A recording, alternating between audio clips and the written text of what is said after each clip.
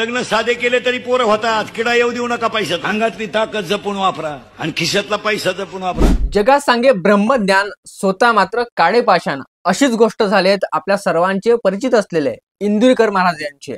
आजच्या व्हिडिओमध्ये त्यांच्या मुलीच्या साखरपुड्याबद्दल बोलणार आहोत सविस्तरपणे। चला तर मग व्हिडिओला सुरुवात करूयात। तुम्ही चॅनलवर नवीन असाल तर चॅनलला आधी सबस्क्राइब करून घ्या। इंदुरीकर महाराज त्यांच्या प्रत्येक कीर्तनामध्ये सांगतात की लग्न साधी जरी केली तरी मुलं होतात। मग ते मात्र स्वतःच्या मुलीच्या साखरपुड्याच्या वेळेस कमीत कमी 5 ते 10 लाख रुपयाचा खर्च करतात। आता याच्यावर महत्त्वाचा मुद्दा असा आहे की महाराज ज्यावेळेस कीर्तन करतात, लोकांना प्रबोधन करतात, त्यावेळेस ते सांगतात की जर तुमची ऐपत नसेल तर एवढा खर्च करू नका। आजकाल लोक कर्ज काढून लग्न करतात का, तर शेजारच्यांनी रमाभाऊचा बँड लावलाय तर मी कमीत कमी दीपक गलंगीचा बँड लावेल, ही कॉम्पिटिशन लोकांमध्ये आजकाल वाढली आहेत आणि त्या गोष्टीलाच महाराजांचा विरोध आहे। लग्नामध्ये तुम्ही मोठ्या मोठ्या पुढारक्यांना भाषण करायला लावतात, या गोष्टीला महाराजांचा विरोध आहे। लग्नामध्ये तुम्ही ज्या 100, 200 रुपयाच्या ज्या काही साड्या वाटतात त्या गोष्टीला महाराजांचा विरोध आहे की तुमच्याकडे नाही होते तर उगाच लोकांना दाखवण्यासाठी करू नका।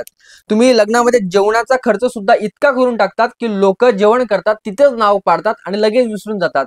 मग का अशा फालतू गोष्टींवर खर्च करायचा? जर तुमच्याकडे नसेल तेवढं तर साधं जरी लग्न केलं तरी मुलं होतात, असं महाराजांचं यामध्ये म्हणणं आहे। परंतु ज्यावेळेस महाराजांनी आपल्या मुलीचा साखरपुडा केला त्यामध्ये 5-1 लाखाच्या आसपास किंवा 10 लाखाच्या आसपास खर्च झाला असेल। आता तुम्ही जर बघितलं तर महाराजांची जे महिन्याची इन्कम आहे, महाराज एका कीर्तनचे नाही म्हटलं तरी 50,000 ते 1 लाख पर्यंत घेत असतील। महाराज दिवसाला 2 ते 3 कीर्तन करतात। महिनाभराचं जर बघितलं तर सरासरी महाराजांचं 30 ते 40 लाख रुपये हा महाराजांची महिन्याची इन्कम आहे। मग अशा माणसाने जर आपल्या मुलीच्या लग्नामध्ये जर 5 ते 10 लाख रुपयाचा खर्च केला तर याच्यामध्ये काय वावगं आहे? योग्य आहे ना ते? जर तुमच्याकडे असेल पैसा तर नक्कीच खर्च केला पाहिजे, पण तुमच्याकडे पैसा नसेल, शेजारच्याने केलं म्हणून आम्हीही कर्ज काढून तसंच करू, या गोष्टीला महाराजांचा विरोध आहे। आणि खऱ्या अर्थानं ही गोष्ट समाजात सांगणं गरजेचं आहे, परंतु आजकाल लोकांना सत्य पचत नाही। महाराजांच्या मुलीच्या साखरपुड्याचे व्हिडिओ लावून त्याला बॅकग्राऊंडला महाराजांचा आवाज लावून त्याला सोशल मीडियावर टाकून लाईक्स आणि फॉलोअरसाठी काही लोक इतक्या खालच्या पातळीला गेलेत की त्याची निंदा करणं सुद्धा चुकीचं आहे। तर आजकाल लोकांना सत्य सांगणं किती वाईट झालंय हे आपल्याला या गोष्टीवरून कळतात।